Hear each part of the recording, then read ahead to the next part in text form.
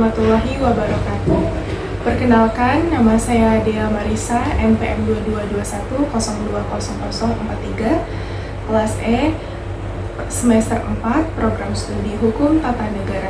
Pada video kali ini saya akan mempresentasikan tugas kuliah pada mata kuliah Filsafat Hukum Islam dengan materi Al-Quran sebagai sumber hukum serta sunnah dan fungsinya terhadap Al-Quran. Dan dosen pengampu Bapak Dr. Hervin Yoki Pradipta, MHI. Langsung saja pada pembahasan materinya. Al-Quran sebagai sumber hukum serta sunnah dan fungsinya terhadap Al-Quran. Di sini ada pokok pembahasannya. Yang pertama, A. Al-Quran sebagai sumber hukum, dan yang kedua, B. Fungsi sunnah terhadap Al-Quran. Al-Quran sebagai sumber hukum. Pengertian Al-Quran. Secara bahasa, Al-Quran merupakan bentuk masdar atau kata benda dari kata kerja qoro'a yang bermakna membaca atau bacaan. Ada yang berpendapat bahwa Al-Quran adalah masdar yang bermakna isim marfu' karena ia berarti yang dibaca atau makruh. Menurut para ahli bahasa, kata yang berwazan fu'lan memiliki arti kesempurnaan. Karena itu, Al-Quran adalah bacaan yang sempurna, sedangkan pengertian menurut istilah Al-Quran adalah kitab Allah yang diturunkan kepada utusan Allah, Muhammad SAW, yang termaktub dalam mushaf dan disampaikan kepada kita secara mutawatir, tanpa ada keraguan. Secara mutawatir, ditulis dalam mushaf, dimulai dengan surah Al-Fatihah dan diakhiri dengan surah An-Nas. Selanjutnya, kedudukan Al-Quran sebagai sumber hukum. Sebagai sumber hukum Islam, Al-Quran memiliki kedudukan yang sangat tinggi. Al-Quran merupakan sumber utama dan pertama, sehingga semua persoalan harus merujuk dan berpedoman kepadanya. Al-Quran adalah kitab yang berisi sebagai petunjuk dan peringatan bagi orang-orang yang beriman. Al-Quran merupakan sumber dari segala sumber hukum, baik dalam konteks kehidupan di dunia maupun di akhirat kelak. Selanjutnya ada kandungan hukum di dalam Al-Quran.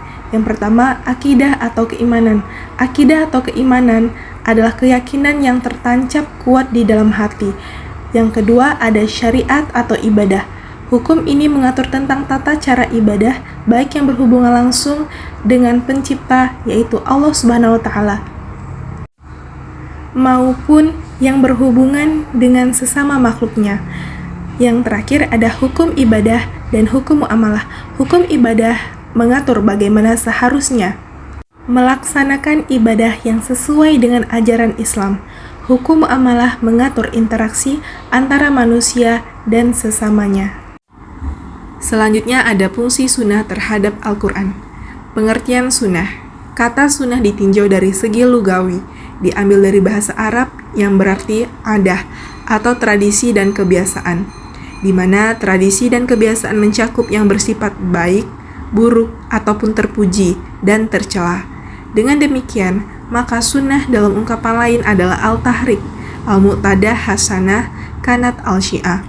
Di dalam Al-Quran, kata sunnah disebut secara berulang-ulang, baik dalam bentuk mufrad maupun dalam bentuk jamak. Yang kedua ada fungsi sunnah terhadap Al-Quran. Yang pertama ada sunnah sebagai penguat, takkid hukum dalam Al-Quran. Yang kedua ada sunnah sebagai penjelas dan penjabar apa yang dibawa oleh Al-Quran. Dan yang terakhir, sunnah sebagai penetap hukum yang belum diatur dalam Al-Quran.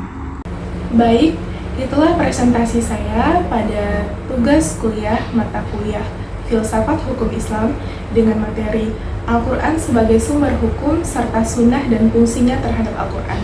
Semoga video kali ini bermanfaat untuk kita semua.